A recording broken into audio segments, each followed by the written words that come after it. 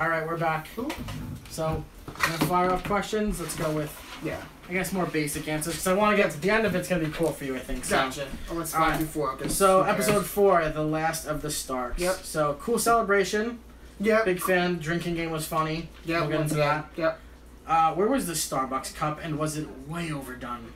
It was in front of Daenerys when Tormund is talking about Jon being, he rode the dragon. This is the king we follow. Who cares? People. Who cares? Yeah, it wasn't. Like I don't know how many people are watching or how many. Did you see it? The cup? No. No, of course you didn't. Who? No. I want to know the one person that saw that cup. Yeah, and decided to throw it in front. And that's just crazy. Like you must have broken down frame by frame just looking at not the focal point of the show, and just looking for stuff. Who cares about the cup? Who cares? It does point to like attention to detail, or the lack thereof, I guess. But like, who cares? Yeah. Who cares? So me and Haley, had Gendry winning the throne when Daenerys grants him Big moment for you. Did we lose the throne instantly? No, that was a big step forward for the Gendry fans. Okay. Big step forward. You see, as soon as they did that, I was like, shit. Yeah. And then Daenerys talking to Tyrion about being smart, like no one thought that you did that out of the kindness of your heart. Yeah, you're not playing. Exactly. You're not fooling anybody. You're not. Mm-hmm. Yeah. So. Why does Tormund leave? I mean, he said he had enough fighting, but like this is also the same guy that just praised Jon, following him as the king we chose, and then like, oh, by the way, I'm just gonna pack my things. I'm gonna head north. Right. It's a little weird that like, listen, what Tormund has fought. I mean, he fought in the Battle of the Bastards for Jon, not for him. Right. Him and the wildling groups, they fought a lot for Jon. Don't get me wrong, they have, and there's nothing that Jon should ever ask them to do again. But it's your boy. It's your boy. I didn't see the point of it. Of riding Tormund off north. I wanted to say that King's Landing is too far south for a northerner like Tormund. Yeah, I mean, maybe he could have said that. I don't know. I think it's weird that they rode off Tormund. Someone who played he had a lot of screen time in season 8. Absolutely. For someone who did not have a lot of screen time. Episodes. Like in the first 7 seasons. Yeah. For a character that came in so late to the show. Right, yeah. He got a lot more screen time in season 8. Right. So he kind of wrote him off in that fashion. I was a little surprised. I thought he would show up in King's Landing at some point for some reason. Although it was unnecessary when you finally watched episode 5. Yeah. What was with Jon not saying anything to Ghost? I don't know. Some people, I think a lot of people that defended the show, and I'm not trying to bash the season. It was not a good season. Right. But I'm not trying to bash every single thing about it. People that try to defend the show, I think they are like digging deeper than the writers or the creators meant to. Put the effort in for. Right. Like Jon, in my opinion, Jon didn't pet or say goodbye to Ghost. Either 2 reasons. It was too much money, they didn't feel like doing it. Or like the writers didn't really think it was that important. Now, I don't think it was because like the writers or the directors were like, no, we want Jon to struggle with his Stark lineage and embrace his Targaryen lineage and say goodbye to the North, goodbye to his the direwolf, which is the sigil, and start riding the dragon. I don't think it was that internal battle with Jon. Because he never really. You didn't think it had anything to do with the fact that they wrote that he was gonna see Ghost again in episode 6? No, I'm honestly, I would not be surprised if that scene was thrown in late. I wouldn't be surprised after the fans fucking ripped. Yeah, because there's like this rumor going around that Kit Harington met with HBO, like he canceled like a charity event, met with the directors or the writers of HBO or whatever, and they have no idea what it was about. I wouldn't be surprised if it was just to film that damn scene. That's sick.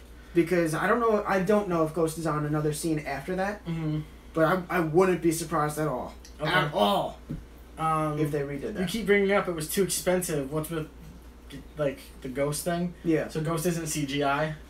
Ghost is CGI. Okay. Oh, Ghost is. I guess like the hair aspect. I think that's what I read. The detail. Like, the detail of like the fur of Ghost is too much. White. That being said, like you could have given me like a white dog. Like, just, like, a bad angle. Like, just Jon petting a white dog's patting it on its ass. Yeah, I don't have to see Ghost. I don't have to see $3 million Ghost getting booped. Right. I wanted to see a white dog get pet by Jon Snow. Right. So, Was Jaime wrong to cockblock Tormund for Brienne? At the time, no, but now that we know, hell yeah. Absolutely. Give me Tormund Brienne. Yeah. Make great giant babies. So the Hound is going after the mountain.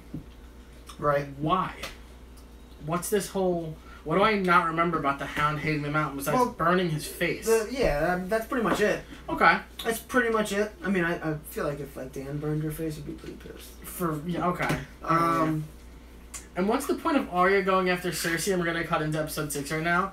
5 to not kill Cersei. Don't know. To just turn around. That's another example where like there's a lot of moments in this season throughout the season where like you look at the same character at different points in time, and it's like I don't want to say a completely different character, but like they were supposed to do something and just didn't do it. And I thought the full thing with Arya in episode 5, the bells, I thought the point of her not going after Cersei in that final step was to like save that woman and her child who she was walking with, but they got toasted. Yeah. Arya survived. It was just like another Walking Dead moment. Arya's the only one that lived, along with that damn horse. Sorry. That meant nothing. They never went back to... They gave us that ridiculous scene. You want a Lil Nas X plug with the Old Town Road? You want to take this one? Ridiculous scene with the white horse and Arya. If anyone out there says Bran was the horse, just stop. Yeah, that's an example of fans thinking outside the box more than writers were. Right. And it didn't mean anything. Like people were like, oh, a white horse is supposed to represent death, or a white horse represents... I don't even know. Uh-huh. Arya did nothing after that. She did nothing after that. So it's not... That scene meant nothing. Arya going down to King's Landing to kill Cersei, that's what she's been trying to do for seasons. On her list for years, yeah. Too. She's had this list, and she hasn't really killed a lot of them off the list. And then when she finally gets there, just to like, whoop, okay, turn around, I'm not going to do it. Very frustrating. Very frustrating. Bronn finally runs into the Lannister boys. Yep. So pretend you haven't seen them in the show. Gotcha. Did you think Bronn would survive and still get Highgarden? No. I had no faith. No. I thought after episode 4, I would say maybe after episode 5, that Bronn wasn't going to come back. Okay. Like, because his story was based off of Tyrion giving him what he wants, and I thought at that point Tyrion wouldn't have the power to do that. And Jaime was dead. So, like, he didn't have anybody that... And Cersei was dead.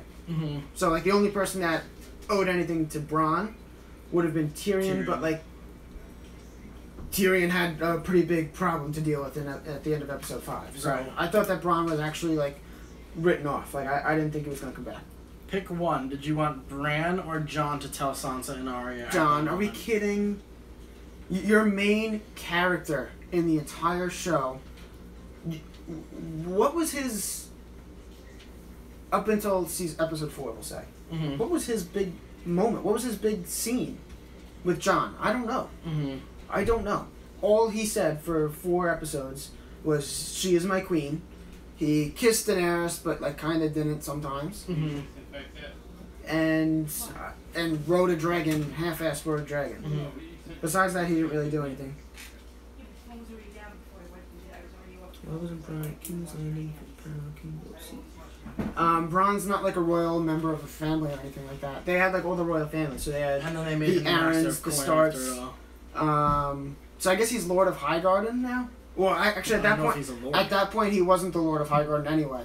So he's not a royal family. Like they had the Tullys. Oh, that's yeah. They had the Starks. They had whatever Martell Prince or whatever. Yeah.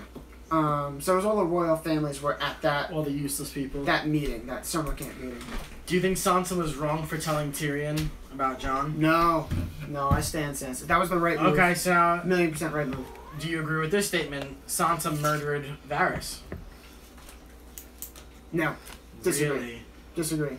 You see, I'm not the type of person to chain reaction things. Okay. But this one I've got to say, because I never liked Varys. He was useless. I feel like, especially in season 8, so killing him off, I guess, made sense.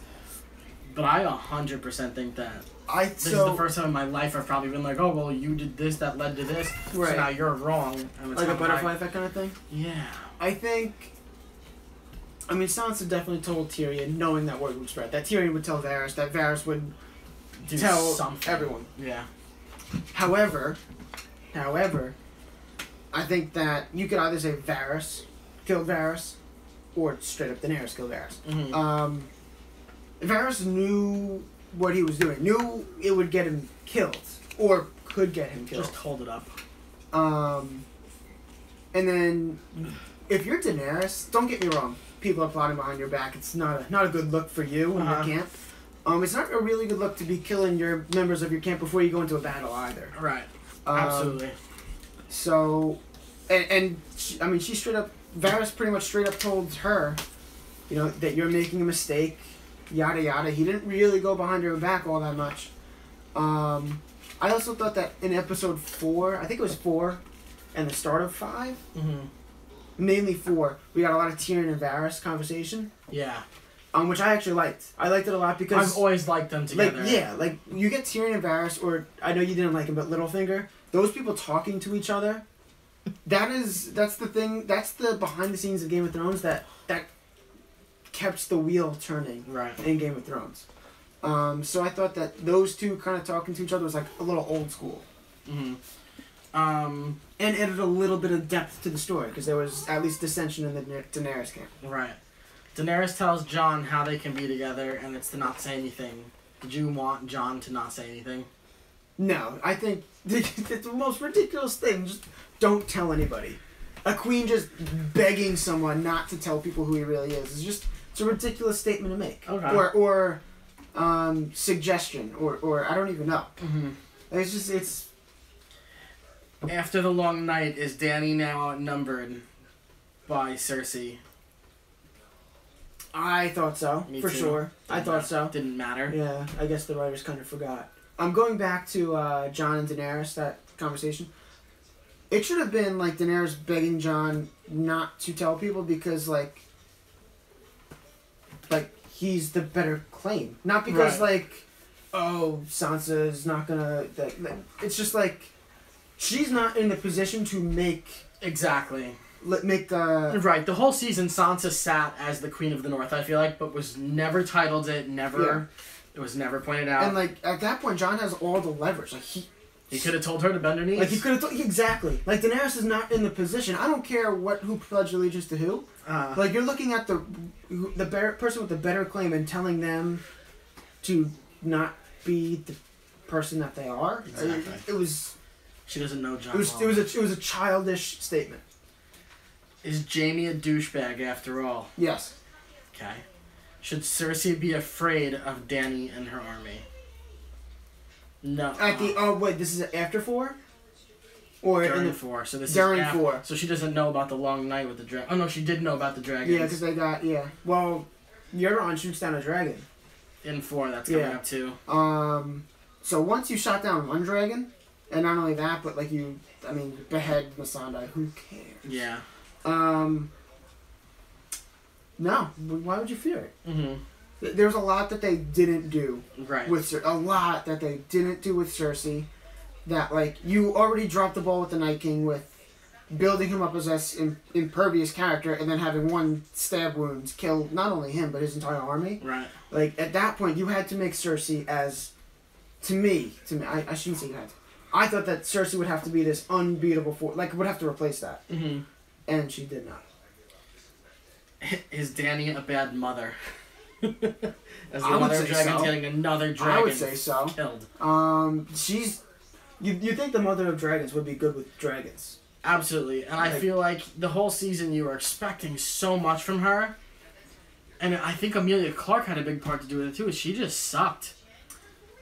I don't know if she sucked. I think maybe it's the way that they wrote her from being this prized possession of the whole show to this person that at the end everybody was going to have to hate. They did the character... There are ways to make a character unlikable, but in not a good way.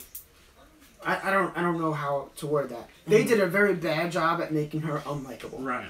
Like she was incredibly unlikable, but because she was like a 10th grade female. Mm-hmm. She also she wanted it her way, no one else's, and it was just like it was very very simple. I also feel like she spoke more Dothraki tongue than she did English in this season. It's a possibility. Why didn't Cersei kill Tyrion at the gate? So King's Landing. That's another, like, Cersei ordered a hitman to kill Tyrion. Tyrion shows up at her gates and she doesn't kill him. With scorpions. Another example of a character doing something completely different than what they were doing 2 episodes prior. I don't know. I thought for sure Tyrion was dead there. At this, I was starting to get emotional because I thought Tyrion was gonna die. So did I. Yeah. I was like, he started like accusing Cersei's people of hating her. She doesn't care about her people. I was like, she's going to have to kill him. Right. She has to kill him because everyone can hear her. Right. And why? Just to go. There's just a dragon in the open in that scene. There's about 30 Unsullied and Daenerys. Like, Cersei doesn't care. No. The Cersei I know blows about 40 arrows at that dragon. Right. Takes out the dragon. Now you're a motherless. Right. You're not even a mother anymore. Right. And then there's no more. The whole thing was backwards. Like, Cersei doesn't play by the rules. That's the thing about Cersei. None of the Lannisters really ever did, or the bad ones. Right. That's why they had power for so long. Cersei named herself queen after she blew up a city. Right. Or a building. So you pretend you've only seen episode 4 at this point. Okay. Did killing Missandei release the Mad Queen? It better not have. But it did. You lost your translator and your hairstylist. Right. And that's what makes... I guess... I mean, I'm not a woman, so I don't know. Maybe that's all it takes. Was Cersei using the innocent people of King's Landing her best plan of not getting attacked by that dragon? I thought so at the time. If they didn't use the scorpions on... Yeah, the dragon, her best... Yeah. Her best plan would have been to have people actually manning the scorpions at the top of the gates and not just have no one there. But yeah, I think that's a Cersei move, though. Have innocent people come into your city so that you're going to have to get through innocent people to take my city. That's a Cersei move. The stupid scene of Dany diving with her dragon straight at Euron to not kill Euron right there. Why didn't she attack Euron? Don't know. It's another stupid scene. Not only that, but was like... a waste of... I mean, it was 30 seconds. Maybe like 4 arrows were shot at her at that moment. And that was the first time she learned to use a dragon, by the way, using the sun to like back her up. So I thought it's so dumb that part. That episode 4, she literally lost. Not only did she lose a dragon, but she lost her fleet or whatever it was, whatever you call that, and Missandei. In season 4 to the Iron Fleet, and then in season 4, episode 4, then episode 5. They just get blown to bits. She swoops down and blows no more Iron Fleet within legit 2.5 minutes. It's gone. It's gone. And at that moment, you're like, is there even going to be like is there a battle? But then it's like, oh, don't worry, the Golden Company are here to provide some resist. Oh, wait, no, they're all literally dead right now. Right. So... Did you feel that there was any significance in going back to Dragonstone in order to get to King's Landing? No, I don't understand... I didn't get it because I was like, you don't need the dragon glass anymore. So is it just because it's closer than obviously Winterfell, but just... Maybe, I don't know. I looked at Dragonstone in season 7 as and in season 2 as a key point, a key location on the show for what it was and what was there. Yeah. But for this, I was just kind of like... Like, what's the point of Okay, I guess it's because like, you're not going to put them from Northwell down to Winterfell, Northwell, oh God, down to King's Landing like that. Yeah, I didn't understand them going to Dragonstone, and not only that, but like Jon splitting up from them. It just didn't make much sense to me. In episode 5, The Bells, why did Dany kill Varys and not Tyrion? Did she know that Tyrion is the one who told Varys? I don't know, because she literally said, like, when Tyrion told her that she was being betrayed or whatever, and Dany looks at Tyrion and says, Jon, and says, no, Varys. And then she pretty much goes, well, I told Jon not to tell anyone. Jon told Sansa. Sansa told you, and you told Varys. So, like, why she doesn't execute Jon at that point? I don't get it. Like, so here's somebody like me who, I watch the show. I'm not super detailed about a lot of the things. Who was Varys writing to? No idea. And That's the thing that made there are no not point. there are not any other important Exactly, and that's what I'm saying is I picked named this up. characters to be writing to that don't already know who Jon Snow. The only person that's important that did not know who Jon Snow was Cersei. Mm-hmm. That's it. And who cares about sending Right, her a raven? right, because she's not going to care anyway. There's nobody else that's important in the show that doesn't already know Jon's lineage. Did you think Tyrion was going to go back to Cersei after freeing Jaime at the camp? No, no, I did not. Okay, me neither. I thought when he frees Jaime and Jaime is supposed to run away or escape with Cersei, I thought that there was a chance that we would have Jaime and Cersei like flee and like team up with the Starks to take down Daenerys. Oh, okay, wow. I thought that there was a very, very, very minor chance at that. Uh-huh. I thought that would have been very unexpected. Like, nobody would have ever seen that coming.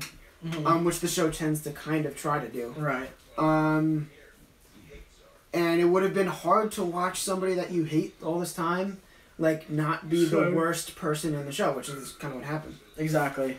Did you think that this was going to be the last times the brothers saw each other? At the time. You did? I think so, Okay, yeah. see, me too. I thought so. Did you find Dany's attack to be underwhelming at all? Kind of like The Long Night? When she actually burns the city? Yeah, it was a little too long for me. Okay. I got the gist of her burning down a city. Uh-huh. And not only a city, but innocent people, Right. women, children. Within like 3 minutes, 4 minutes, 5 minutes. It felt like that went on for 25 minutes. Right, so here's the good part of the next question. Did you instantly know Cersei had no chance? Yeah. Well, once the Golden Company was just obliterated right away. Right, and then the next thing you go with the Scorpions. Yeah, and then there were no more Scorpions. That was, at that point, the only thing that Cersei had left, which in the back of people's minds would have been she has Wildfire. Mm-hmm. Maybe she has Wildfire Sword, and not only is she going to blow, like, Daenerys or the dragon up, but she's going to blow up, like, herself. Like, right. it's going to be like a suicide mission. Right, neither of them can win. Right, exactly. Which Like, neither of them did win. Like, you're not taking my city. It won't exist anymore. Mm-hmm. At that moment, that was it. That was the only way to stop Daenerys or that side from winning. Okay. Obviously, Dany ignored the bells. Yeah. So when doing so, what was with Grey Worm just slaying the innocents? Did he... I guess that was that was... It wasn't just a Dany turn at that moment. It was a Grey Worm turn, too. Exactly. So at this point, do you feel that Jon has to fight Grey Worm in the season finale? So you see Jon look at Grey Worm with just this face of disbelief. Stops him from killing. I mean, not only is he seeing Daenerys do something that he never would have seen. Tyrion has his face of disbelief, but now he's literally on the battlegrounds as someone's throwing spears at people that have laid down their swords. Right. And that's something that instilled by Ned Stark, the honor of Jon, just something that he couldn't believe, and maybe not at that moment, but after that moment, they built up this Jon versus Grey Worm kind of thing, and I thought that they would deliver on that, and then shocker, they did not. Did you like the Euron Jaime fight? No. Did you like the Hound Mountain fight? I did. Cool. Yeah, I did. Was Arya actually afraid to die? I think so. Is Dany now the Mad Queen? Yeah, she is. Okay. Was this the proper death for Jaime and Cersei? No, it wasn't. I don't know what the proper death for Cersei was, right. But it had to be the worst death in the show. Right. There is nobody that deserved justice more than Cersei for all that she's done, the way that she's done it, the position she's been, the things that she said. No one deserved a more, just, in some way, awful death. Right. And the fact that she got to die with the person that she loves, it's like... They wanted you to become a fan of her in those final moments. Yeah, it was like... they tried making me feel bad for Cersei. I was like, I'm not gonna... You're not gonna get me to turn that much. Like, I don't... Like, it was and like I'm not gonna feel bad for Jamie either after this whole turn. Right, and exactly. This complete 180 again. Mm-hmm. It was like the writers were tremendous Lannister fans, and they just wanted to give the Lannisters a proper ending, Right. an emotional, positive ending, and there was no way to do that. So. Was Jon useless in this episode? Yep. I think it was a waste to put him in it. I think there wasn't enough of him in it, of course, He was too. a waste. I thought maybe him and Graham would fight then. Has Dany now gone too far? Yeah, absolutely. The minute you see her, like, her face going a little nuts on the after the bells ring. Yeah. Once the dragon takes off. I thought, actually I should say, I thought she was going straight for Cersei when she takes off. Mm-hmm. Once fire came out of the dragon's mouth, I couldn't believe it. Mm-hmm. I was shocked. So that's the second that happened. Mm-hmm. She went way too far. All right, episode 6, the Iron Throne. A couple more questions, and then he's gonna play our games, lover, hate, and at any point, did you question that Dany stabbed Jon instead of Jon stabbing Dany? No, I didn't question it. No. Did you think that Arya finally used the faceless man and went as Jon? No. You never had that thought? No.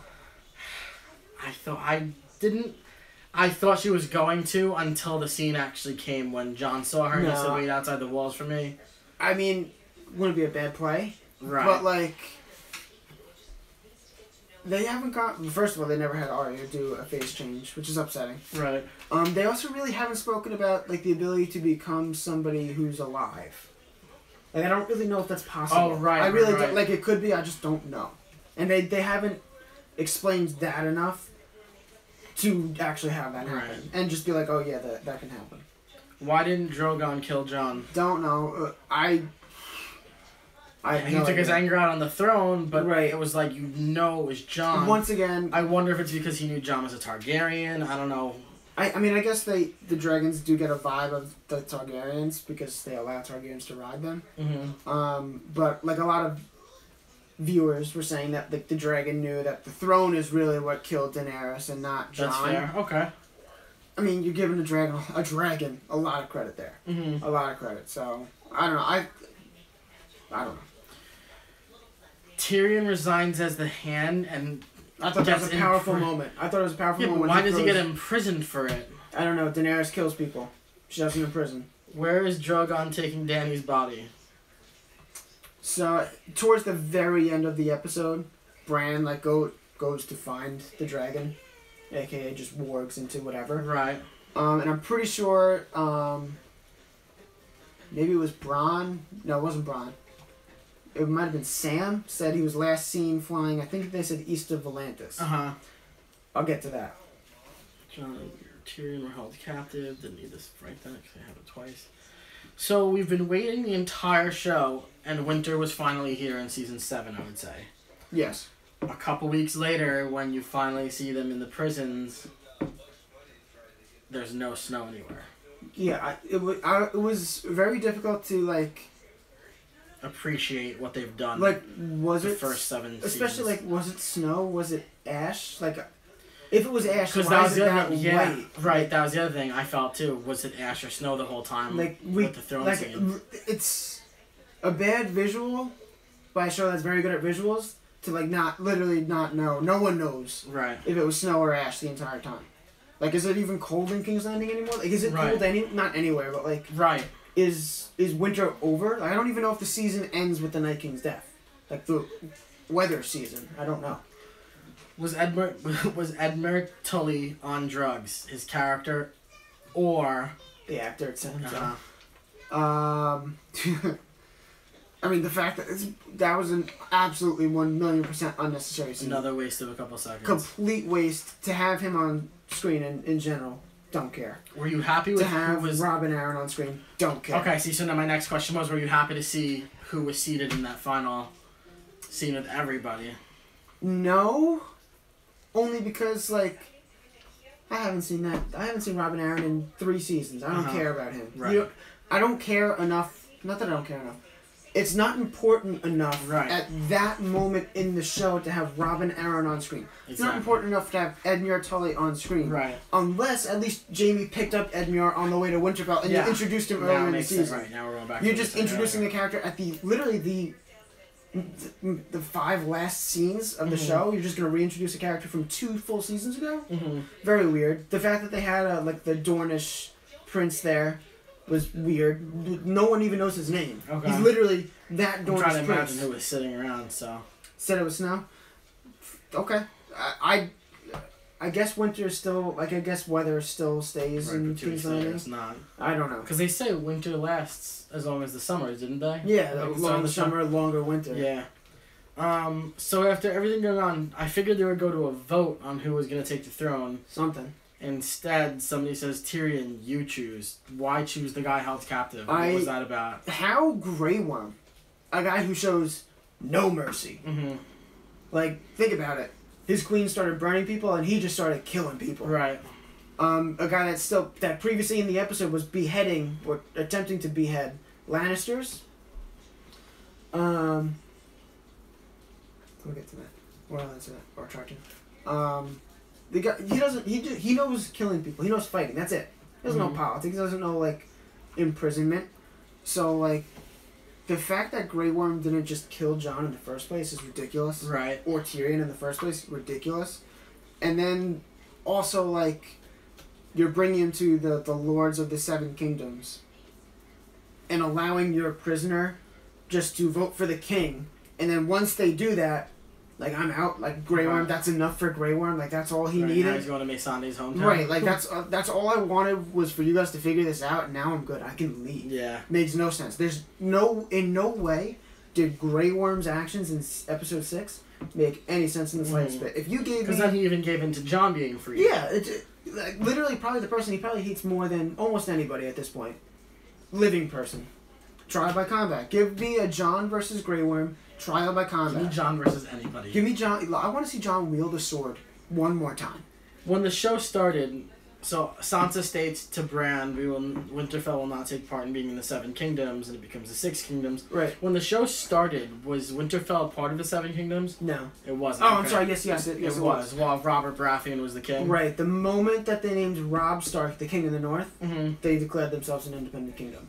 Good. Fair enough. That makes perfect sense. Okay. I understand but also, like, Winterfell's not going to bend the knee to Bran Stark, the son of Ned Stark. That's what throws me off too. From Winterfell. Sansa, like, if there's a king or ruler that you're going to bend the knee to, it's Bran. I felt that Sansa's emotions were almost as equal as Bran's. It was a little petty wars there. Like Sansa's going to get something out of this. I also think that's kind of like Sophie Turner is off her rocker lately, I think, to be honest. I don't know if you saw she was at the Ranger game and got on camera. Chugged her wine, smoked her vape pen. Yeah. Just everything she's been doing. She's just talking about Arya getting laid. She's having herself quite the tour. Yeah, she's just, ever since she got married, things are just different. But like if you were to tell me that Jon, let's just pretend that Jon was named the king.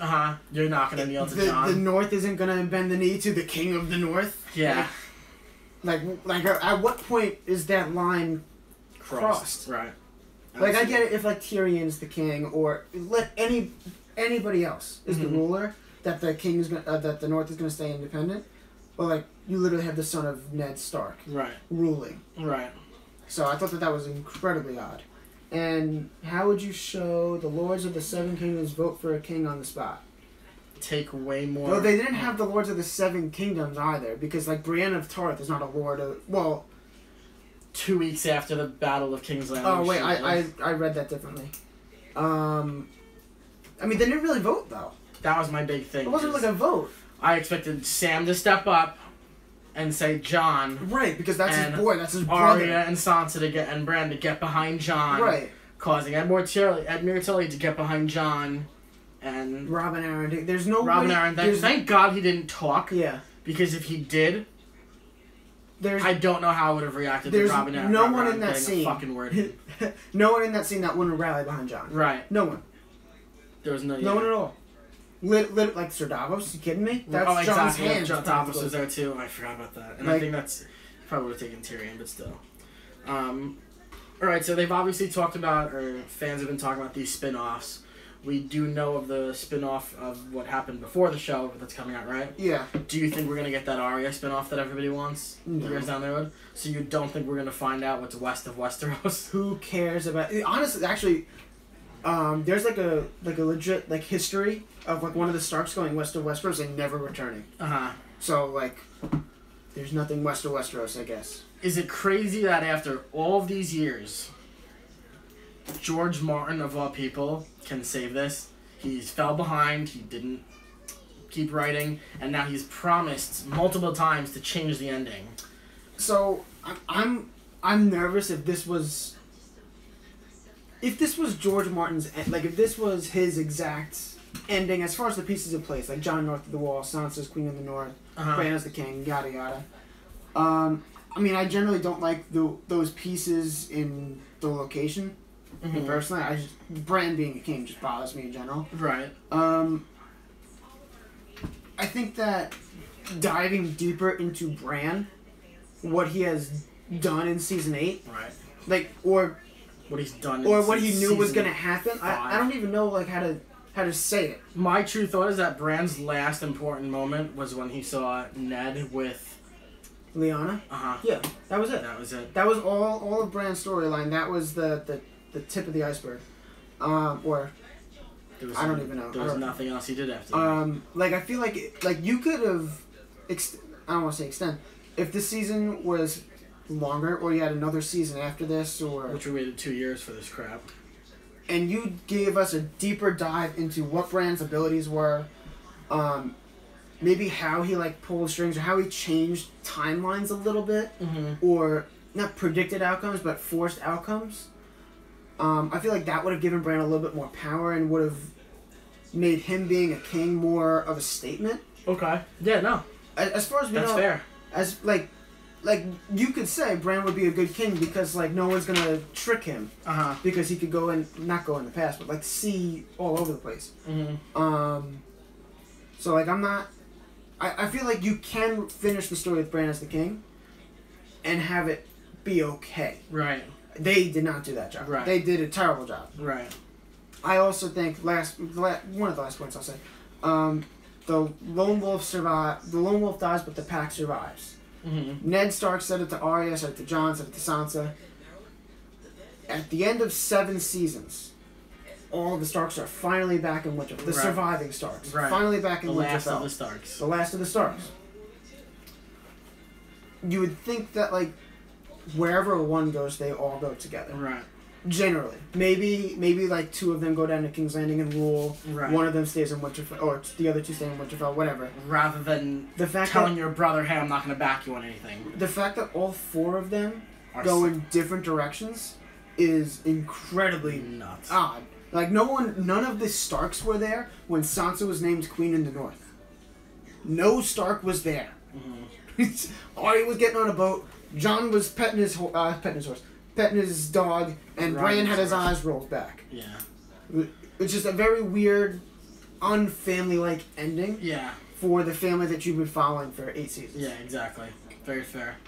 So we're gonna play love or hate. There is no in between. So first thing, you're gonna tell me if you love or hate that this person survived. Okay. Grey Worm. Hate. Bran. Hate. Arya. Love. Sansa. Love. Jon.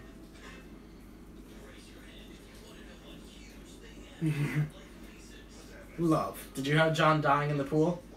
No, I did not. Okay. Bronn. Hate. Tyrion. Love. Tormund. I mean, I love the fact that he survived. So. Brienne. Hate. Pod. Hate. Ghost. Love. Good. Do you love or hate the way that these characters died? Okay, this is gonna be a lot of hates. Jaime. Hate. Cersei. Hate. The Hound. Love. The Mountain. Love. They're kind of the same thing, kind of. Beric.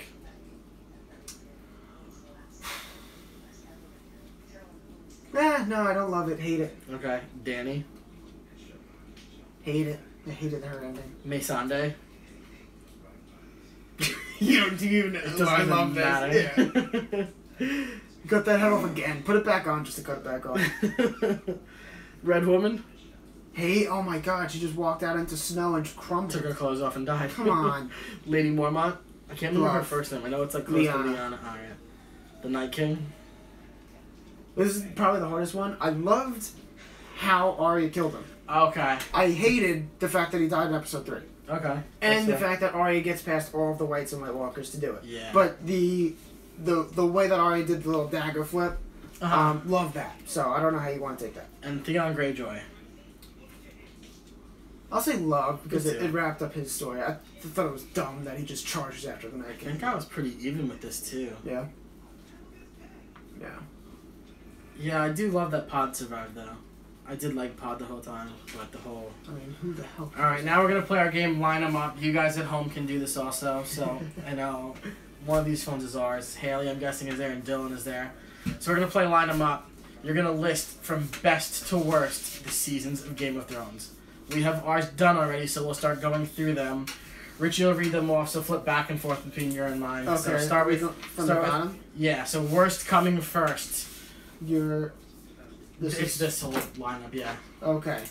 So you want me to go your worst first or my worst first? If we agree, we agreed. Okay, so we agreed the worst season was Season 8. Season 8 just so... Season 8 was building... This is the best way I could put it. Was building a castle to live in. Building your future home with Legos. Mm-hmm. That's what they did. That was the most amazing thing I've That's ever what they did. Like, they... I felt like Season 8... Like, it's there. You could survive in it, but if you move a little bit too fast, then it all crumbles. This is going to be one of the worst things I'll ever say, especially on camera. Season 8 was like playing Jenga with someone with Parkinson's. It was just a disaster from the start. I feel like I gotta leave. It was bad. It was really terrible. Okay. So, number 8 at 8. Yeah.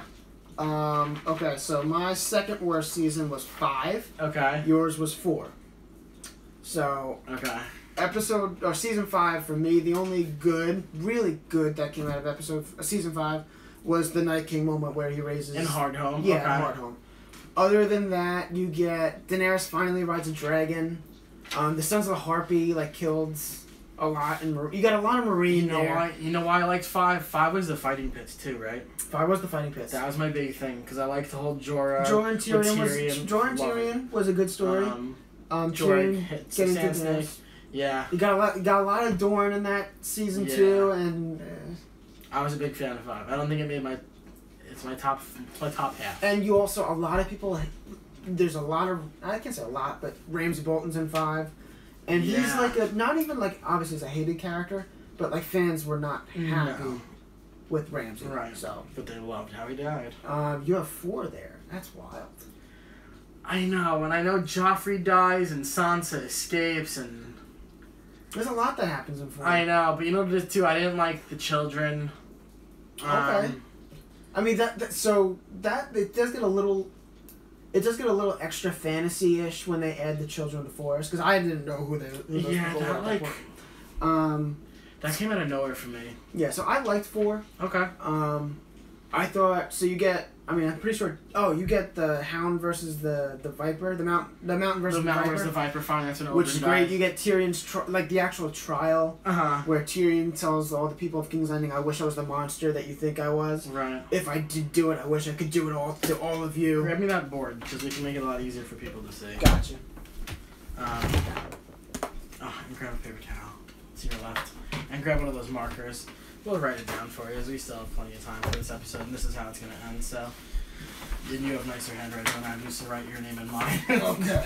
Let's start with the bottoms, and we'll flash it up every few minutes. Gotcha. Alright, so at number 6 for both of us was Season 7. This was the first short season. Beyond the Wall was awesome. 8, 4, 7. The finale was awesome. Sheesh. I went, where did I go? 8, 5, 7. 5. So we both agreed with 8 and 7. What else was in 7? So 7, Jon meets Daenerys. A lot of Sam in 7. In the a lot of beginning. Citadel, which was not very fun. So boring. Sam became a badass and snuck around. You get like the Cersei meets Jon and Daenerys and all that. Yeah. You got the Beyond the Wall fight, which is pretty cool. Mm-hmm. The dragon burns through the wall. Uh-huh. The Night King gets a dragon. Yeah. Well, that's true. Yeah. I mean, it was just. It was from a content standpoint, it wasn't a bad season. Yeah. No. But it was a lot for a lot of people. It was the first time that you felt like the show was going very fast, faster than normal. Yeah, but at the same time, I feel like it also felt so static. Like you knew what the whole point of the season was, and they accomplished it. And you're like, oh. Yeah, and like they said also they were like gonna... yeah, it was. But you also got Johnny and I keep saying Johnny and Danny and John for the first time. I don't even catch it either. So I did 3 times, I think. Yeah, and like that was also like something that also lessens the impact of season 7. Is season 8 when like Daenerys is like, oh, I can't get pregnant, I can't have children, and then Jon's like, are you sure? Did you ever think the person that told you that wasn't correct? And like the fact that they didn't pursue that at all, right, was just very odd. Right. I thought that finishing the Jaime turn in season 7 where he actually leaves Cersei was pretty cool, but yeah, that's true. But and you think that the Hound is gonna, the Mountain is gonna kill him? It seems like at the end. Yeah, and that was a little weird. We both agreed at number 5, number 1, season 1. Season 1, it's funny because you go back and season 1 is so hard for people. I've watched season 1 so many times because of how many people have tried to get into it, and I try to help them out. Yeah. But every time I watch it, there's something else I don't realize, and I'm like, this show is freaking awesome. Yeah. I also read the first book after I watched the first season at least 2 or 3 times, and I was like, wow, the book makes even more sense and so much going on, but it's so good, especially because you learn to appreciate it as the seasons go on, and then when you repeat the show again, you know, like... Yeah, season 1, even though I put it at 5? Yeah. It's still one of my... Maybe also because it's the first season, but it's one of my favorites. You get... That's the thing, There are so many great characters that are in season 1. And think about how only many, season 1. And how many characters in season 1 did you freaking hate that you ended up loving? And vice versa. Yeah. You know, like Tyrion and Jaime, you yeah. hate the Lannisters overall, besides Cersei, you still hate them. Yeah, they do a lot of complete turns. But the turns it takes... unlikable. Yeah, oh my god. The turns they take with Robert Baratheon, Ned Stark. When Ned died, I was sitting in X-ray school. And we had just finished lunch break, and my teacher knew I was watching the show, and he comes and he's like, what are you doing? I have my headphones, and I'm like, oh, I'm on, what is the episode called? Balor? Balor, yeah. And... I legit just dropped my phone from my hands on my desk and walked out for a few minutes. Right. So I was like, what just happened? It was like the first moment where like Game of Thrones separated itself from the rest of all shows. Is like, you killed off your main character, your focus point of the show, and not only that, but like your top billed actor. Like you killed it off. That's where it was like, this show is different than everything else that you've ever seen, that you've ever known. And it's funny because then everybody's going to tell you, and it sucks because people leak it. Is like, I mean, everyone knows now because it's Game of Thrones and it's been on for almost 10 years. People say to you, you know, oh, don't like anybody else from this point on, and you're kind of like, crap, and you never know who it's going to be. But right. Incredible. And season 1, like Robert Baratheon, Ned Stark, Khal Drogo, those are like some of the best. Yeah, the Khal and Dany their relationship is so real. And I don't even know if you would call it a roller coaster. You would call it... It just got better and better and better and better. Yeah. It was and just the things he did for her. And it was just... There were characters in season 1 that like still get mentioned in season 8. Yeah. That still have like an impact or a legacy left. On your life. And Robert Baratheon lasted 6 episodes. Khal Drogo lasted 5 or something like that. I love the relationship with Ned and Robert Baratheon. Yeah, it was just... fucking awesome. It was so much dialogue and content packed into one season, and somehow people still think it's like slow. Right. It doesn't make crazy. Sense. Some of the best characters in the show lived and died in episode 1, season 1. All right, number 4, I have season 5, and you have season 2. Okay. I personally feel like that's a low ball for season 2, but I did just recently rewatch season 2 in full for the first time in a long time, so I super appreciate season 2. I love season 2 too, as well. It kind of epitomizes like the clash of 5 kings, or the War of 5 Kings, because you have Robb Stark, you have Baelon Greyjoy, you have Stannis and Renly, and right, that's a big thing. And then Joffrey and how big. And I think I've said it to you, like all the moving parts throughout literally all of Westeros. You start getting Jon as a wildling, like so literally north of the Wall to Winterfell, Robb. Yeah. Like all of them start to take shape, start to take form, and come together, and you start to see how this vast story of all these characters that, especially watching it the first time, you're like, who is that again? Right. Like they all start to fit that puzzle together, and it really starts to accelerate. And I think that I think it's an awesome season. And I really like the second book as well.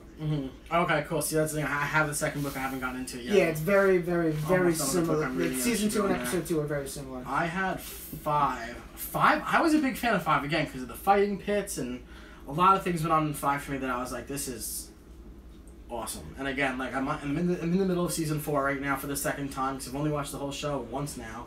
Like I said, season 1 I've seen too many times.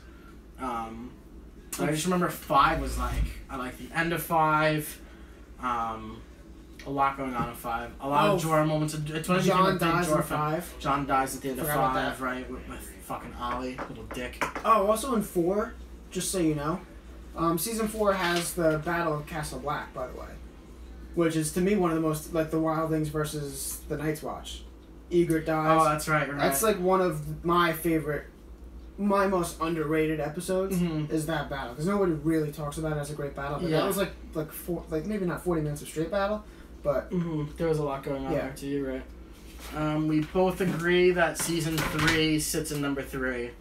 So this season broke my heart. Richie knows that more than anything because I am way too big of a Robb Stark fan. I go into my comic shop every week, and they have a bust of Robb Stark. It's like $150, and I just found out my membership I get 20% off. And when I went there Wednesday again, I look at it every time, and I'm like, I'm gonna buy this. I have nowhere to put it yet, but when I have somewhere to put that, you can bet your ass it's gonna be on my page. Nice. Reigns of Castamere. Yeah. I remember watching that episode and thinking it was episode 9 of season 3. And I remember it was the middle of the night, and I was so tired, and it was a weekend, didn't have work. I had to watch episode 10 because I was like, who's left? Right. Who is left on the show? What perspective am I supposed to root for at this point?